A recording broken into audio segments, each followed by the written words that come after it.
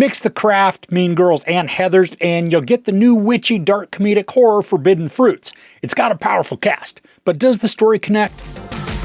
At a mall store, Apple leads a secret witch cult with her coworkers Cherry and Fig. When new hire Pumpkin questions their sisterhood, they're forced to confront inner darkness or meet violent ends. So we've got Lili Reinhart, Victoria Pedretti, Alexandra Shipp, and Lola Tung as Apple, Cherry, Fig, and Pumpkin, respectively. Now, the movie is very centered on girl power, and when they're all vibing together, I'm there for it. But all that strifeless camaraderie, it isn't going to make for an engaging or even interesting dark comedy or horror. So, of course, there's going to be drama that builds and then ideally ends with some crazy upheaval. The story does what so many films nowadays avoid. It spends time introducing us to the characters and provides us with a ton of time so that we get an idea of personalities, flaws, motivations, pretty much anything that makes the characters tick. And it works within the storytelling here. I mean, I felt like I knew pretty much all that was relevant to their personas without being given any secrets that the plot would reveal later on. The ending, it's also exciting and satisfying in terms of payout. There's a culmination that's been earned and desired, not necessarily outcomes, but at least through actions. But that leaves the middle of the movie, and that's where this thing falters. The story revolves around a trio of young women who work in a high-end fashion store within the mall. We can tell they're a tight-knit clique that's fiercely protective of each other, but also somewhat unhealthy and dysfunctional within its confines.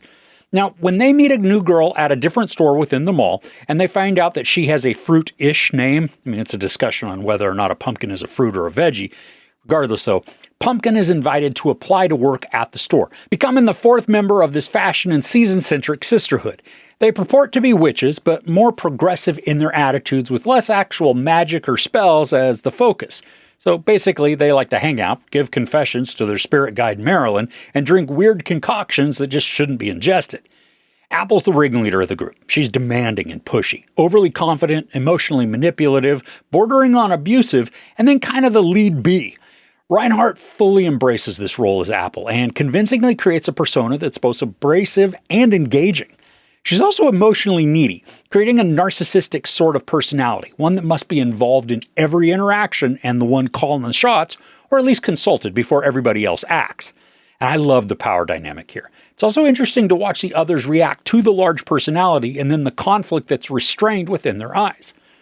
So after the story gives us background on the characters, and we've spent a decent amount of time with them, the plot doesn't really know what to do in the middle of the story other than rinse and repeat similar actions.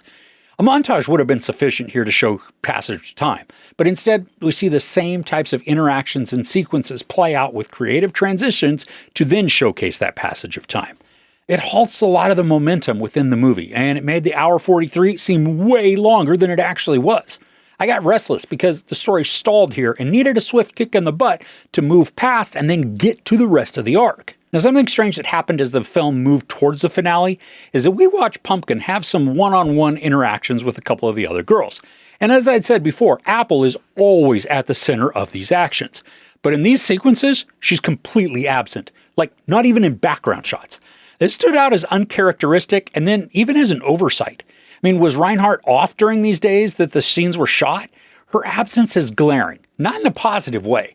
Her vacancy also made the cloak and dagger efforts of Pumpkin seem very unnecessary and then absurd because there was nothing that she had to hide from or keep covert. But once we get to the final act of the film, there is a bunch of excitement that delivers on the tension that has been building from the very beginning. It's not as explosive as it could have been. Fortunately, though, it stays more grounded, providing a more plausible resolution than things diving into a previously unsupported supernatural area. Now, I wish the whole of the plot progression had been more evenly spread out. As it stands, the beginning is unbalanced with more development than is necessary, especially then when combined with repeated and unengaging scenes. This then leads to a hurried ending, slowly driving us towards something huge, only that they spend a relatively little amount of time with the execution. Now, I loved the acting from the four leads. Reinhart successfully captures the broken and oppressive leader, trampling on the emotions of others in an attempt to prop herself up. Pedretti shines as a submissive and insecure follower, emotionally manipulated by the dominant personality to then constrain her within indecision and timidity. Now, Shipp creates an enigmatic identity, being wildly intelligent and crafty while also embracing passive and accommodating traits. Tung becomes the wild card here, choosing an uncertain or needy persona to hide her inquisitive and scheming nature. Now, I appreciate the different forms that she takes on when interacting with the other three, which illuminates hidden motives and strengths that are needed to extract what she desires. Now, I know we've referred to this as a dark comedic horror, but the dark comedy parts, they are very few and far between.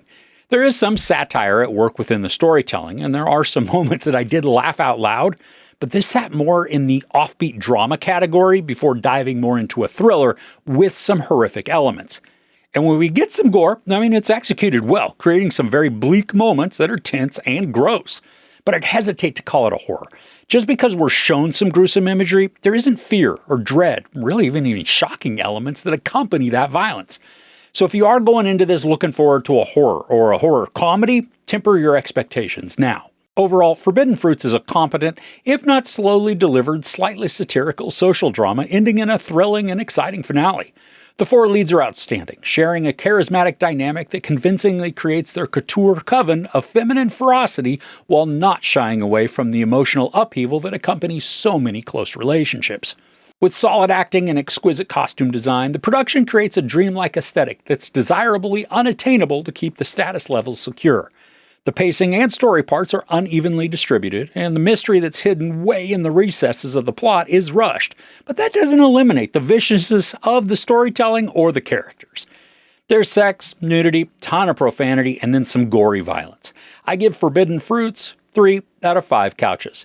Now, I will watch this again once it hits streaming, but the pacing, it really keeps me if you're wanting to go back and see it again in the theater.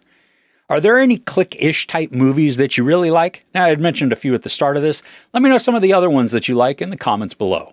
If you enjoyed this review, please give it a like. Also, don't forget to share and subscribe. I'm Chris. This is Movies and Munchies. Thanks for couching with me.